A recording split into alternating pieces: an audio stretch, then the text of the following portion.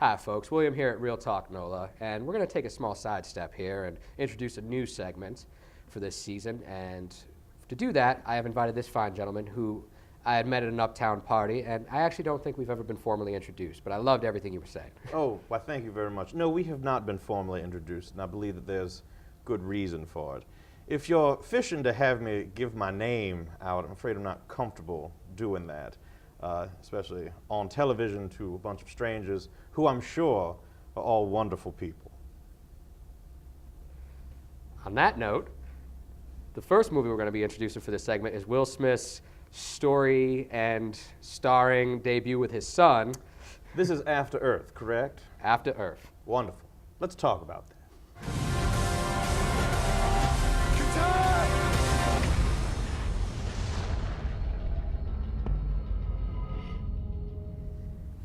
What do we think of this story, which was in some ways inspired by Mr. Will Smith? Well, a story would have been nice if it had been told from beginning to end in the narrative, but instead all we had was all of this unnecessary exposition with Mr. Smith just telling us stories to fill us in. Now, along the way. exposition, you mean just... Oh, I'm sorry. Did I confuse you there with the use of the word exposition?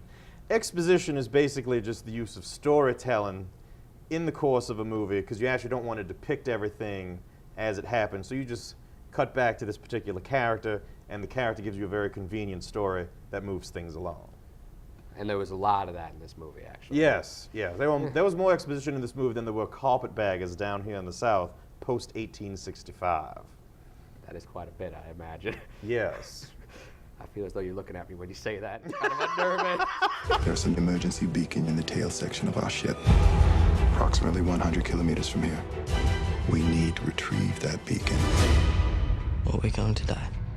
Temperatures on this planet fluctuate dangerously. Everything has evolved to kill humans. I'm tracking a life form moving toward you. 50 meters. 20. 10. It has found you. Aside from Mr. Smith's little fireside chats there throughout the movie, how did we do as a father-son acting team, if you can call it that? Father-son acting team. Well, I'm glad to see that there are other cultures that have embraced the practice of nepotism, one which was perfected down here in the South and embraced by others. Usually when a child asks a parent to buy them a movie, they go down to the Walmart and get themselves a $20 Blu-ray DVD. However, in this case, apparently buying you a movie means literally buying you a movie, replete with studios, cameramen, and all the other Caterers. staff. Yes, I'm sure there were caterers involved. And a nice, hefty paycheck for both of the Smiths. To tell their stories. Tell their stories. Now, we say that, so let be in that as it may. Nepotism aside, does he perform? Is it worth buying him a movie? Was he worth it? Well, I have to tell you, I couldn't get past the boy's accent, or all of them.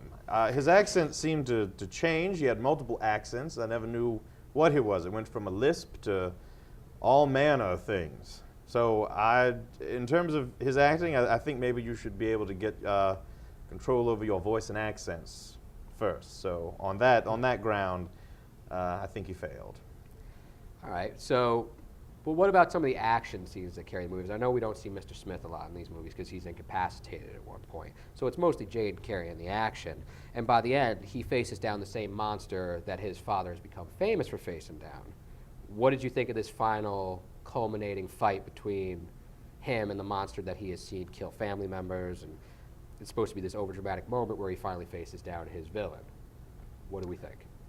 Well, in the end, it's the same story as his father, which you are told, and then Mr. Smith acts out, and you're supposed to believe that he came to do this of his own accord. Really, it was just duplicative and somewhat exhausting to hear Mr. Smith tell the story of what happened, and then see Jaden play it all out, pretending that it was, meant to be his own individual destiny or something of that sort.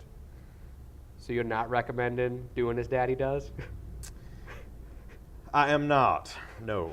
As I stated before, it is duplicative and it is exhausting for the audience. All right, so given all that, what do we think of the movie? What would be our rating? But if there was a movie here to rate, I would be inclined to do so. But because there's not, I am not inclined to do so. Would you mind if I give my own personal rating then? Oh, please, by all means. All right. I'm going to go ahead with red because I agree with a lot of what our fine Southern gentleman here has said. Who could not? And We must abort this mission. You wouldn't give any other ranger that order. You are not a ranger. You are my son.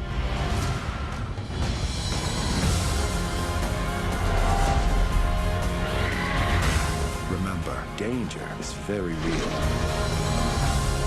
But fear is a choice. Well, it's been a pleasure sitting down and talking with y'all. I hope to see y'all again very soon.